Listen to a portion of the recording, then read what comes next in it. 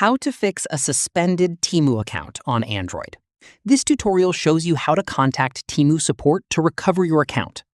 First, open your browser on your Android device.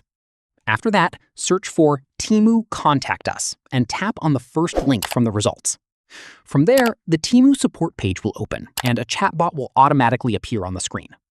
At this point, tap on the chatbot to start a conversation. In the next step, explain your issue clearly. Let them know your account has been suspended for unusual activity and that you need help recovering access. Following this, provide any details they ask for, such as your registered email address or phone number to help verify your identity. Once done, the chatbot will log your request and forward it to the technical team for review. Finally, keep an eye on your registered email for a response from Temu.